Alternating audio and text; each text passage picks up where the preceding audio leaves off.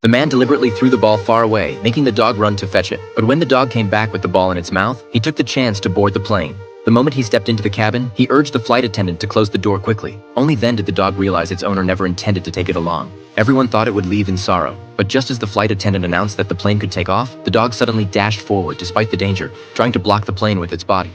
The pilot saw this and had no choice but to brake immediately. The dog circled to the side of the plane, barking at its owner, begging him to take it with him. Its cries drew everyone's attention, yet only its owner sat there coldly without the slightest reaction. The plane started up again, and the dog was completely abandoned by its owner. Before it could recover from the heartbreak, airport security rushed over angrily trying to catch it. It had no choice but to flee in panic, and even though it slipped through the wire fence and escaped by luck, the guards still chased after it relentlessly. At the last critical moment, the dog ran into a maintenance room. Fortunately, the mechanic who saw it didn't call security. He even led the guard in the opposite direction on purpose. Once he confirmed the coast was clear, he gently placed a bowl of water in front of the dog, and his gentle gaze made the dog slowly let down its guard. Just then, the sky rumbled again with the sound of a plane landing. The dog thought its owner had come back for it, and despite its exhaustion, it sprinted madly toward the airport. It ran to the bottom of the boarding steps, but saw no sign of its owner, and was even driven away by the flight attendant. Some passengers purposely stepped on its paw.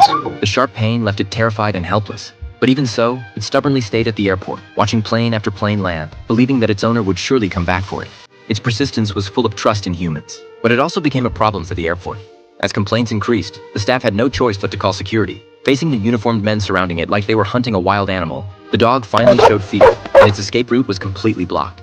In the end, Palma was roughly forced onto a shuttle bus, and the door slammed shut. The captain assured the passengers they would take care of it soon, but he didn't notice that a young boy who had just gotten off a plane was watching everything. The boy quietly made up his mind to save it. When the guards were off guard, Daniel crawled into the bus through the window. But Palma, having just been hurt, stiffened instantly, growling like a frightened wild beast, its throat rumbling warnings.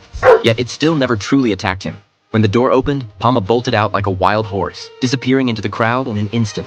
The captain was furious and rushed at Daniel, raising his hand to punish him, but the mechanic stepped in just in time. As they argued, the pilot hurried over, and he happened to be Daniel's father. Seeing this, the captain could only back down. But Daniel's cold attitude made it obvious to everyone that this father-son relationship was strained. Daniel had lived with his mother since his parents divorced, and only after his mother passed away recently was he forced to come to this unfamiliar city to live with his father. But this father, who only knew how to work and not how to care, made Daniel feel nothing but distance and resistance toward him.